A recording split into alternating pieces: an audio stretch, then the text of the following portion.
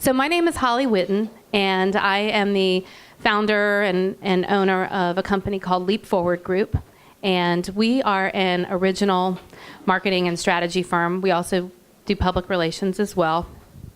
And we at Leap Forward Group specialize in small to medium-sized businesses and nonprofits. And we are passionate about helping our clients get known for what they are good at. While we're not a large firm, that actually allows us to be extremely selective about the types of projects that we take on. We do not say yes to everything that comes our way by any means. We really, really like to evaluate potential clients based on what we think we can do for them, not how much money we can make from it. We really feel strongly as a small business about making other small businesses in particular very successful, and so that the whole concept of marketing and getting the word out about your business is not overwhelming.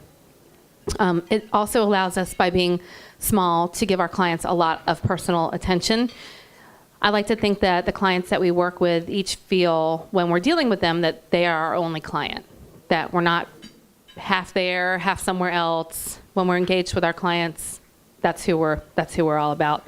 And because we customize all of our work, we really do that basically because not every client needs the same thing. Some clients really need very good PR. They may have a lot of newsworthy things.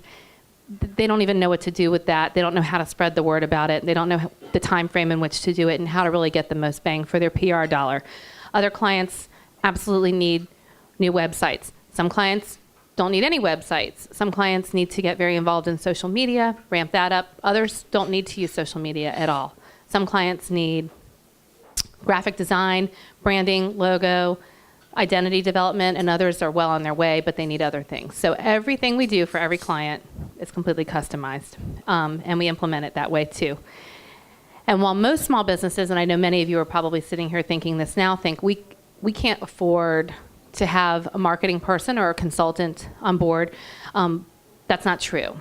What you have to have is the right marketing business working for you so that when you have a project or when you have a need, the consultant, like us at Leap Forward Group, can sit down with you, figure out exactly what it is that you're trying to accomplish. We'll figure out with you exactly how that can be done and make it absolutely affordable and implementable more than anything, which is very, very important.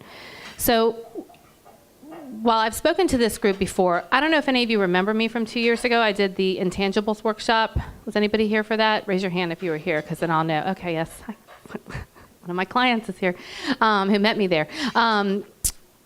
This is going to be a whole other type of workshop, but you're going to work. So I figured we're in this beautiful place. We're having this wonderful food. We're getting to network with lots and lots of wonderful colleagues, but learning something about your own business and having something to take away and work on is going to make it a home run for you, and I hope that it does. So today we're going to take the sheet that I gave you, which looks kind of like this, and it says Basic SWOT Analysis. Does anybody here, I'm not going to ask you, but do people here, like show of hands, know what a SWOT analysis is? It's kind of drawn for you on the sheet, but I'll tell you a little bit about what it is. A SWOT analysis is an important tool to use in any business that gives you valuable insights into what you do, why you do it, and how to stay focused on where you want to go and how to take potential negatives, which every business faces, and turn them into positives. You can think of a SWOT analysis on two levels. On a macro level, you can think of it as sort of that existential combination of questions like, who are we and why are we here? You know, what is it that we do? And on a micro level, a SWOT analysis is here to help you make decisions in specific areas. So for today, I might use a couple of examples about how the SWOT analysis is going to help you in marketing your business, but it can be used in a number of ways. It can help you determine whether to offer new services or to expand your business. So we're going to get through it, and we're going to start to work on it a little bit. How and when to do a SWOT. It's the handy-dandy worksheet that I gave you, spells it out for you, so you'll want to keep that. But basically every 6 months, you can sit down by yourself, with your business partner, with a trusted advisor. You may have someone who works within your business who may not be a senior business partner, but someone who you think really has a good handle on what it is that you do and how you do it.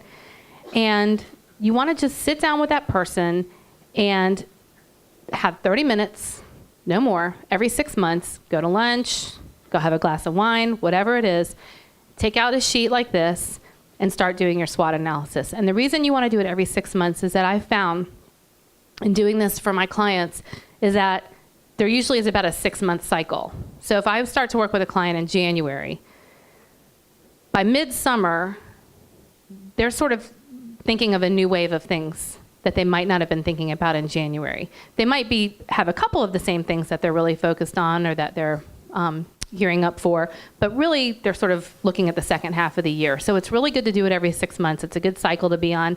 You probably don't need to do it any more often than that, and once a year would be a minimum, but 6 months is better. So now we're going to have fun, now that I've explained a little bit about what we're going to do, and we're going to partner up. Does everybody have at least somebody at their table that they feel like they could spend a few minutes talking with? If not, I will talk to you.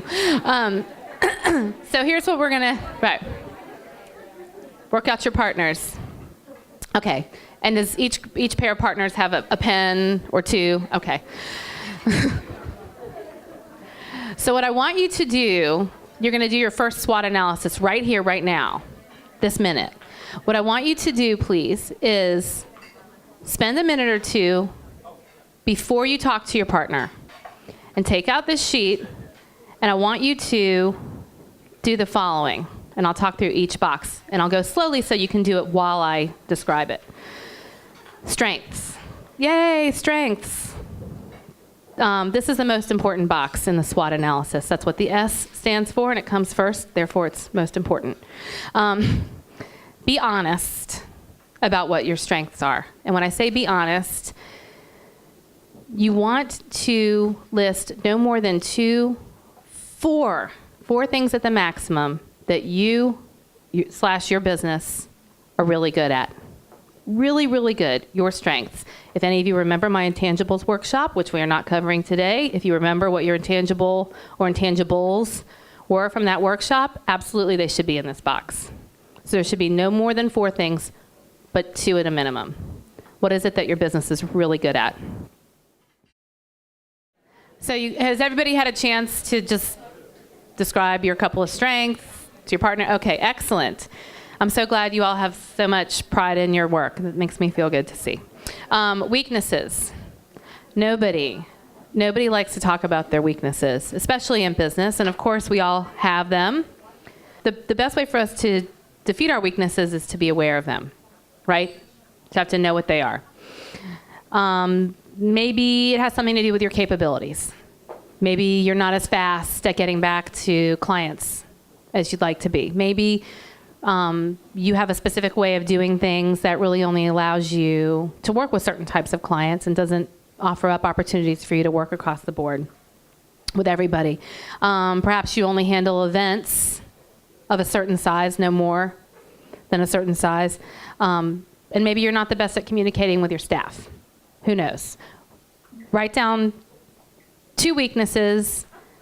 I will allow you to write 3 if you absolutely have to, but the goal is to not have more weaknesses than strengths, because then you would feel bad about yourself, and there's no need for that. So if you wrote down 3 strengths, put down just 2 weaknesses. So for the next box, opportunities, I'd like you all to think, hey guys, for opportunities, for the purposes of today's discussion, because I really do want you to get away from here with some good marketing tools to work on, I want you to think about marketing opportunities in particular, okay? 2 to 3, maybe 4 at the most. These are things that have crossed your mind, things you've thought about doing and haven't gotten to yet. Maybe as simple as finally updating your website in 2011. Maybe you have website updates you need to make. Maybe there are opportunities with a certain target audience that you haven't really spent a lot of time thinking about reaching. Write it down. Write that down. Maybe it's that you want to network more. Doesn't matter, but it's something that you kind of know in your gut you should be thinking about doing from a marketing perspective. It belongs in that box.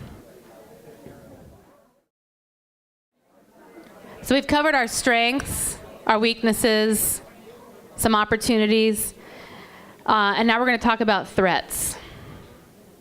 And the first thing that probably comes to your mind when you hear threats is your competition, right?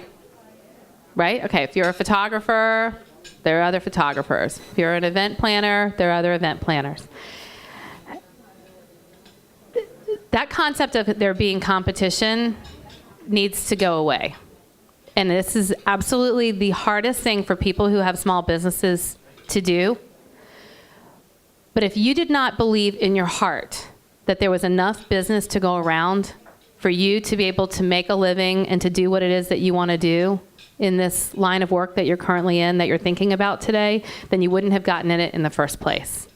So it is not your problem that there are other photographers, that there are other florists, that there are other caterers, that there are other venues. That's not your problem when you talk about threats, okay? The way that we need to think about threats is, how can I turn these into my opportunities? And what I'm talking about is, for example, if you are an event designer that happens to be very good at floral work, perhaps there is a florist whose work you really admire, and you might consider teaming up on a particular event. And then you might discover that, hey, I, as an event designer and event planner, am really good at sales, at getting clients to think out of the box, at coming up with creative ideas, at getting our brand out there. And maybe the person that I've just partnered up with, who is a floral designer, is amazing at execution.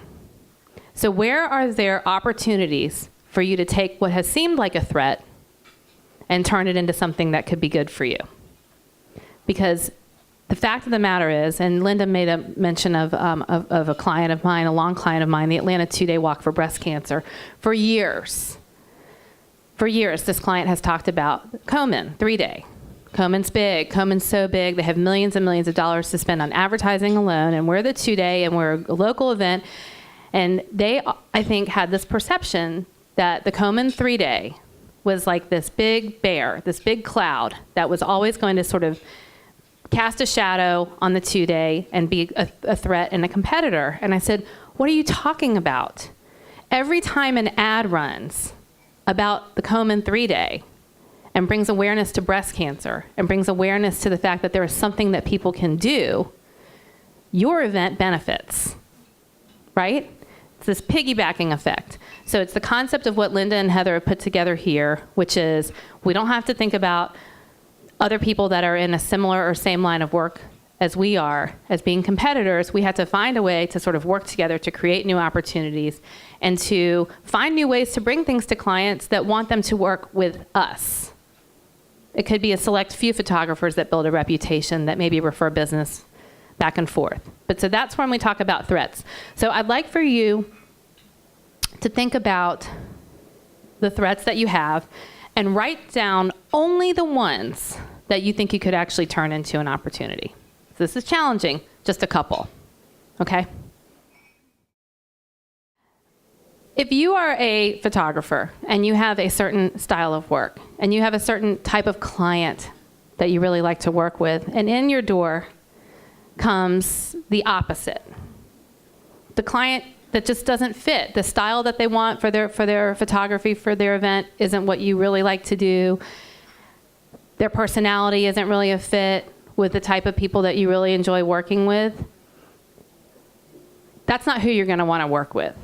You're going to want to have opportunities back and forth to refer even to what you would have normally thought of as a competitor business, so that your competitors are working with the kind of clients that they like to work with, these other photographers, and that they are in turn referring business to you.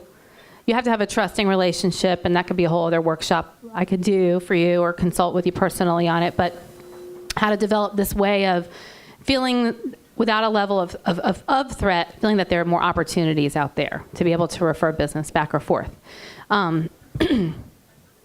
So if that's just something to think about. And I'm going to walk you through my business and how this all works, and you'll sort of understand a little bit better.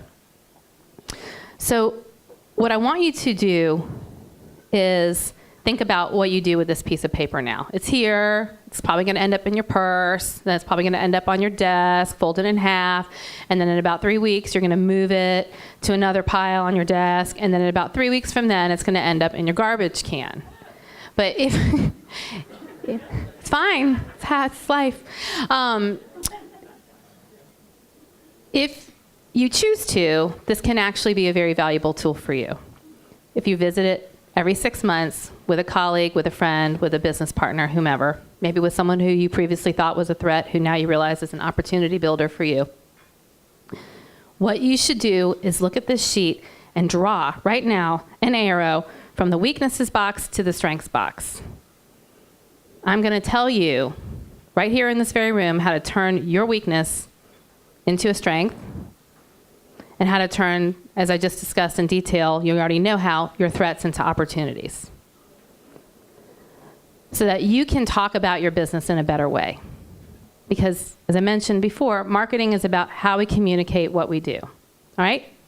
So when I introduced myself, I said several things about Leap Forward Group, the company that I started. And I'm going to delineate which are strengths, which are weaknesses, which are opportunities, and which are threats. And you're going to understand how what I said at the beginning when I introduced myself was a way of me covering all of these things as a means of talking about my business. All right? And you'll be able to do the same if you practice. I said first that we are an original concept of marketing and strategy firm. That's a strength. Right? Another strength is that we specialize in small to medium-sized businesses and nonprofits. A third strength, which is we are passionate about helping our clients take what they're best at and getting known for it. Okay, so those are our strengths, let's say. Then I had a weakness. A weakness was we are not a large firm. Okay? That means that I myself and my associate, we can't physically do everything. I'm not going to be the one designing your logo. I'm not going to be the one literally building your website. But that's okay. Because the strength of that is we are able to be extremely selective about the types of projects we take on because we're small. We're not going to say yes to everything that comes along, so that allows us to have yet another strength, which is that we're selective about the work that we do. All right? And that means that our work is good and it's original, and we have the ability to choose how we spend our time and who we spend it with, and it's done by people that our clients know and trust. So some people might say, wow, and I've had people say this, why don't you make your firm bigger? You would be so much better if it were bigger. Not really. I kind of like it like this. It's my strength. Another weakness, a perceived weakness that someone might say, is that because you're small, you don't have time to be able to sort of have lots and lots of variety of the work that you do. That's not true. Because we're selective, we actually get to choose. Of clients right now that I'm working on branding and message building and implementation of all kinds of marketing strategy. And I have other clients that I work on where I go out and get media sponsors for nonprofit events. Just worked on the Walk Now for Autism Speaks. We got nearly $500,000 in advertising sponsorships from major TV and radio and print outlets. It's a totally different type of work. So of course we can do different types of work, but people might perceive that as a weakness. But it's really a strength. A threat. There are a lot of people out there who say that they have a marketing business, who say that they can come in and they can help you with your marketing and they can help you with your branding and they can help you with your PR. I don't look at those people as threats. What I do is I say, we are a customized, original marketing and strategy firm. We work with our clients one-on-one to develop what their needs are, and we will go out and we'll find the best web designer. We'll find out the best graphic designer. We'll find the best contacts for you so that you can help your business grow. So I don't look at these other people as threats. I look at them all as opportunity builders for me. And a number of marketing firms actually come to me during the course of a year and ask us to do work for them because we don't treat them as if they're a threat, therefore they don't treat us as if we're a threat. And they end up being clients of ours. That makes sense. They outsource work to us, whether it's market research or branding development, whatever. So this is how we at Leap Forward Group use our SWOT analysis. So when we talk about our business, we're able to first talk about our strengths, address what might be a perceived weakness in a way that actually is a strength, and I can talk to you all individually about how to sort of turn those things around. We are constantly looking for new opportunities, ways to, for example, market ourselves, or if we want to offer a new service, look for new opportunities to do that. And we take things that we might perceive as threats and we move them into being opportunities. And this way, you constantly have a flow of very high-level thinking going on. And people I talked to earlier today talked about, God, I'm so marketing. And they, one person says, I'm constantly thinking about, do I have to be on social media? And how do I keep all these status updates going? And how do I know what PR I should be doing? And I don't know where to advertise in print. Ultimately, when it comes down to it, the most important thing that you need to remember when you think about marketing your business, which is why I brought the SWOT analysis for us to do today, is what are we doing? Why are we doing it? What makes us good at it? What are things that people might think are a weakness but really are our specialty? And how can we find ways to do it better and with better people and build our network that way? So that's the SWOT analysis.